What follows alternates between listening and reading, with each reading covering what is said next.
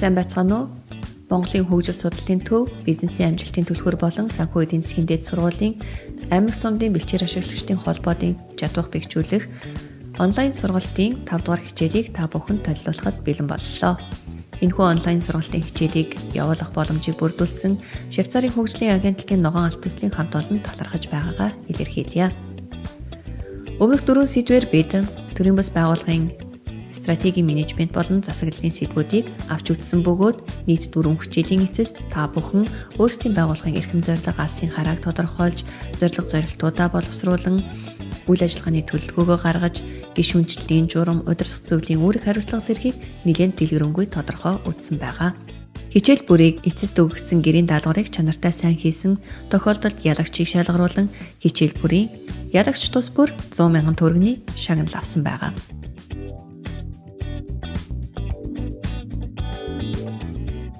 Мөн энэхүү хичээлийн эцэст өгөгдөх бие даалтын ажлыг чанартай хугацаанд нь гүйцэтгэснээр нэг ялагч 100,000 төгрөгийн шагналын эзэн болох боломжтой. Энэхүү хичээлийг эхлэхийн өмнө та онлын мэдлэг олгох аудио хичээлийг сонссон байх шаардлагатай гэдгийг дахин сануулъя. Ингээд 5 дугаар хичээл буюу төрийн бус байгууллагын эрх зүйн үндэс ба нийгмийн хариуцлага хичээлийг эхлүүлье. Энэхүү хичээлээр төрийн бус байгууллагын эрх зүйн үндэс болон үүрэг хариуцлагын талаарх ойлголт мэдлэгийг олж авахаас гадна төрийн бус байгууллагын нийгмийн харилцааны талаар ойлголт мэдлэг олж авах, байгууллагынхаа үнэт зүйлсийг тодорхойлон нийгмийн хариуцлагаа дээшлүүлэхэд үйл ажиллагаагаа чиглүүлэхэд энэхүү хичээлийн гол зорилго оршиж байгаа юм. Төрийн бус байгууллагын эрх зүйн үндэс. Төрийн бус байгууллагын засаглалын зарчим нь төрийн бус байгууллага нь холбогдох байгууллагуудад хуулийн дагуу бүртгүүлсэн байх ёстой. Холбогдох байгууллагууд гэдэгт улсын бүртгэлийн харьяалах байгууллага, харьяалах татварын байгууллага, түүнчлэн харьяалах нийгмийн даатгалын байгууллага зэрэг нь зайлшгүй багтдаг байна. Төрийн бус байгууллага нь хуулийн этгээдийн хувьд дээрх байгууллагуудад үйл ажиллагааныхаа тайланг, мөн санхүүгийнхаа тайланг, хуулинд заасан хугацаанд тогтмол гаргаж өгөх үүргийг хүлээдэг. Өөрөөр хэлбэл төрийн бус байгууллага нь хуулийн бие даасан этгээд болохын хувьд холбогдох, хуулийн хүрээнд үйл ажиллагаагаа явуулах үүрэгтэй гэсэн үг. Төрийн бус байгууллага нь үйл ажиллагааны болон санхүүгийн тайлангаа холбогдох байгууллагад хугацаанд нь тогтмол гаргаж өгөөгийн улмаас торгуул хүлээх, улмаар үйл ажиллагааг нь төр зогсоох хүртэл арга хэмжээ авах хүртэл байдалд орж болцсохгүй байдаг. Тийм учраас хуулийн дагуу хүлээсэн үүргээ биелүүлэхэд төрийн бус байгууллагууд анхаарах шаардлагатай юм.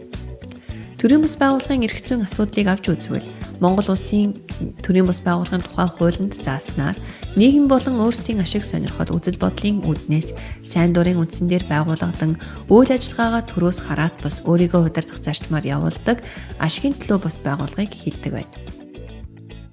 Байгуулагдсанаас хойш төрийн бус байгууллага маань одоо нийгэмд үйлчилдэг төрийн бус байгууллага.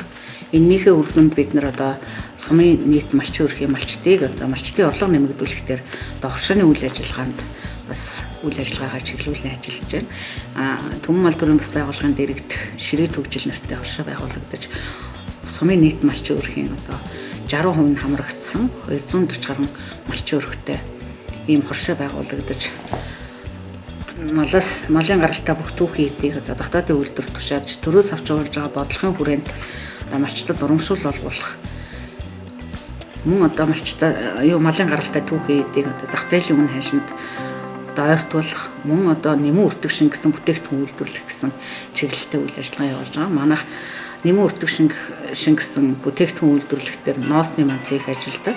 Бэлчээр ашиглагчдынхаа хэсгийн бэлчээрийг одоо өнжөг сэргээх мөн одоо малын чанар сайжруулах малчтын орлого нэмэгдүүлэх эднэр тодорхой хэмжээгээр зарцуулж ажилладаг. Жишээ нь одоо худаг ус засах, худаг ус нөхөн сэргээх, мөн одоо гүүр, далан, зам харгуй янзлах. Төрийн бус байгууллага нь нийгэмд үйлчилдэг төрийн бус байгууллага болон гишүүддээ үйлчилдэг төрийн бус байгууллага хэмээх хоёр хэлбэрээр оршин тогтнох боломжтой. Нийгэмд үйлчилдэг төрийн бус байгууллага гэдэг нь соёл, урлаг, боловсрол, хүмүүжил, шинжлэх ухаан, эрүүл мэнд, спорт, байгаль орчин ахуйн хөгжил, хүний эрх, хүн амын тодорхой бүлэг давхаргын эрх ашгийг хамгаалах, инэрлийн зэрэг чиглэлээр нийгмийн тусын тулд үйл ажиллагаа явуулдаг. 2.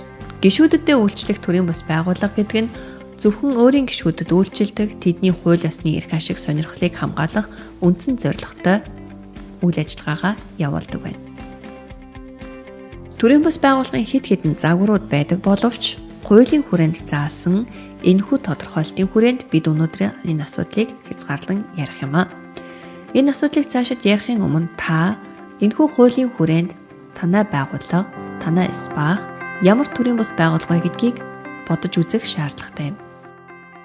Зарим спах абаахуудын бүртгэлийн асуудлыг хууль эрх зүйн статусын хүрээний асуудлуудыг судлан үзэхэд ихэнх төрийн бус байгууллагууд өөрсдийгөө нийгэмд үйлчлдэг төрийн бус байгууллага хэмээн тодорхойлсон байгаа бөгөөд цөөн хэдхэн тохиолдолд гишүүдтэй үйлчлэх төрийн бус байгууллага гэж тодорхойлсон нь судалгааны явцад илэрсэн юм. Нийгэмд үйлчлдэг төрийн бус байгууллагуудын хувьд хуулинд заасан сонгодог утгаар нь авч үзвэл спах абаахууд байгаль орчныг хамарсан бэлчээр хамгаалах чиглэлээр үйл ажиллагаа явуулж байгаа бөгөөд энэ нийгмийн тусын тулд чиглэсэн үйл ажиллагаа төдийгүй хүн амын тодорхой бүлэг болох малчдын эрх ашгийг хамгаалахаар байгуулагдсан гэдэг утгаараа хуулийн хүрээнд нийгэмд үйлчлдэг төрийн бус байгууллага хэмээх тодтолд багтаж болохоор юм. Түүнчлэн гишүүдтэй үйлчлэх төрийн бус байгууллага байх мөн боломжтой. Гэхдээ энэ хуулийн хүрээнд яаж тодорхойлогдох вэ гэдэг асуултыг энэ удаад та бүхэнд төр орхиё. Харин эрх зүйн үүднээс төрийн бус байгууллагын баримтлах үндсэн зарчмуудыг тодорхойлъё. Үүнд 3 зарчмыг бид авч үзнэ. Нэгдүгээрт нь сайн дурын байх зарчим. Төрийн бус байгууллагыг үүсгэн байгуулагчид гишүүд дэмжигчдийн ашиг сонирхол үзэл бодол ижил байх шаардлагатай буюу төрийн бус байгууллагыг үүсгэн байгуулагчид удирдах зөвлөлийн гишүүд мөн гишүүд дэмжигч малчид тэдгээрийн ашиг сонирхол үзэл бодол ижил байх шаардлагатай гэсэн үг. За манай төрийн бус байгууллага нь 2013 оны 6 сард үүсгэн байгуулагдсан гишүүншилтэй. За манай төрийн бус байгууллагад 250-60-аад малчин өрх гишүүнээр ирсэн байдаг. Манай самын 508 малчин өрхтэй үүний одоо 50-60% ирсэн байдаг. Төрийн бус байгууллагад хэн нэгнийг албатан элсүүлж болохгүй бөгөөд төрийн бус байгууллагад хүн зөвхөн сайн дурын үндсэн дээр нэгдэх боломжтой байх нөхцөлийг хангасан байх шаардлагатай. Тодорхой газар нутгийг хамарч буй тохиолдолд төрийн бус байгууллагад нэгдээгүйхэн төлөө хэн нэгнийг ялгарлан гадуурхах эрх чөлөөг нь хязгаарлахгүй байх шаардлагатай. Өөрөөр хэлбэл спахуудын хувьд тухайн суманд амьдарч байгаа малчдыг сумын бэлчээр ашиглагчдын холбоонд нэгдээгүйхэн төлөө ялгарлан гадуурхах тэр хүмүүсийн эрх ашгийг эрх чөлөөг нь хязгаарлахгүй байх шаардлагатай гэсэн үг юм. Мөн түнчлэн үйл ажиллагаа нийтэд ил тод байх ёстой бөгөөд гишүүд болон гишүүн бус хамааралгүй иргэд хинч бай тухайн байгууллагын тайлантай танилцах боломжийг бүрэн бүрдүүлсэн байх ёстой. Өөрөөр хэлбэл сумдын спахуудын үйл ажиллагааны тайлан тухайн спахын гишүүн биш хэн нэгэн этгээд үзэх санал тавихад танилцах боломж бүрэн бүрдсэн байх ёстой гэсэн үг юм. Абаахуудын хувьд ч гэсэн аль ч сумын малчин өөр аймгийн сумын малчин байсан ч гэсэн тухайн аймгийн абаахын тайлантай танилцах боломжийг иргэдэд бүрдүүлсэн байх шаардлагатай гэсэн үг. Эдгээр шаардлагуудыг хангасан тохиолдолд тухайн төрийн бус байгууллага хууль эрх зүйн хүрээнд хүлээсэн сайн дурын байх зарчмыг хангаж эрх зүйн үндслэлийг бүрдүүлсэн байна гэсэн утгатай юм. Мөн өөрийгөө удирдах төрөөс хараат бус байх зарчмаар төрийн бус байгууллага ажиллах ёстой. Төрийн бус байгууллагын эрх барих байгууллага нь удирдах зөвлөл байна гэж заасан байдаг. Тэгтээ төрийн бус байгууллагын тэргүүн гэдэл яваад байгаа мөртлөө яг үндсэндээ одоо яг тэр хийх ажлынхаа юуг л одоо үйл ажиллагааг чиглүүлж явдаг л одоо хэлж яах болов гэж бодож байна. Удирдах зөвлөл нь шийдвэр гаргахдаа дараах үндсэн зарчмуудыг баримтлана. Үүнд удирдах зөвлөлийн гишүүд тэгш эрэхтэй байна. Хувь хүний асуудлаар санал хурааж байгаа бол нууцаар, бусад асуудлаар бол илээр санал хураана. Нууцаар санал хураасан тохиолдолд санал хураалтын дүнг тоогоор илэрхийлэх бөгөөд илээр санал хураасан тохиолдолд нэрээр нь санал хураалтын дүнг гарган тайлхнадаг. Тухайн асуудлаар гишүүн ашиг сонирхлын зөрчилтэй бол үүнийгээ тайлбарлаж санал хураалтанд оролцохгүй байх хэрэгтэй. Хэрвээ хуралдаан даргалагч нь өөрөө тухайн асуудлаар тухайн хэлэлцэж буй асуудлаар ашиг сонирхлын зөрчилтэй бол хуралдааныг даргалахгүй өөр гишүүн даргална. Асуудлыг шийдвэрлэхэд гишүүд тус бүрт үзэл бодлоо илэрхийлэх, түүнийг хамгаалах, тайлбарлах, асуудал дэвшүүлэх зэргээр бүтээлч санаачлагтай оролцох бололцоог бүрдүүлэх зарчмаар хуралдааныг хийнэ. Эдгээр зарчмуудыг шийдвэр гаргалтанд мөрдөж байгаа үгүй эсхийг мөн мөрдөх боломжийг төрийн бус байгууллага өөрийнхөө дүрмд заасан хүрээнд тодорхойлон бий болгож өгөх шаардлагатай юм. Төрийн бус байгууллагын эрх зүйн үндэстэй холбоотойгоор бид нэгэн кейс авч үзье. Энэ кейс бол нийт ногоон алт төсөлд хамрагдаж байгаа ялангуяа спахуудын хувьд түгээмэл кейс байж болох талтай. А гэдэг төрийн бус байгууллага байна. Энэ төрийн бус байгууллага нь бэлчээр хамгаалах, нүхэн сэргээх болон бэлчээрээс амьдралын чанар нь шууд хамаардаг малчдын эрх ашгийг хамгаалах чиглэлээр үйл ажиллагаа явуулдаг. Мөн түүнчлэн гишүүдэд тооцогддог тодорхой бүлэг хүмүүст чиглэсэн зээлийн үйл ажиллагаа явуулдаг төрийн бус байгууллага байна гэж үзье. Цөөн тооны зөвхөн гишүүдэд чиглэсэн үйл ажиллагааны зээлийн үйл ажиллагаа явуулахдаа тухайн гишүүдээс татсан хөрөнгөөр байгуулсан дундын сангаас зээл олгож үйлчилгээ явуулдаг байна. Энэ тохиолдолд энэхүү төрийн бус байгууллагыг хуулийн хүрээнд ямар төрийн бус байгууллага гэж үзэх вэ? Энэ төрийн бус байгууллага нь зөвхөн нийгэмд үйлчилдэг төрийн бус байгууллага уу? Аль эсвэл зөвхөн гишүүддээ үйлчилдэг төрийн бус байгууллага уу? Эсвэл нийгэмд үйлчилдэг, мөн гишүүддээ үйлчилдэг энэ хоёр загварыг хослуулсан төрийн бус байгууллага уу? Хоёр загварыг хуулинг нь хослуулсан тохиолдолд энэхүү төрийн бус байгууллага өөрийнхөө удирдах зарчмыг хэрхэн хэрэгжүүлбэл хамгийн зохистой ардчилсан буюу гишүүдийнхээ оролцоог бүрэн хангасан арга хэлбэр байж болох вэ? Энэ тохиолдолд удирдах зөвлөл ба гишүүдийн харилцааг хэрхэн зохицуулах ёстой вэ? Мөн түүнчлэн төрийн бус байгууллагын дүрмээр зохицуулах боломж бий юу? Хэрв тийм байгаа бол төрийн бус байгууллагын дүрмээр үүнийг хэрхэн зохицуулах вэ? Эдгээр асуултад хариулж та энэхүү кейс судлах ажлын даалгаврыг бидэнд ирүүлээрэй. 3 дугаарт нь удирдах зөвлөлийн шийдвэр хүчин төгөлдөр байх ёстой.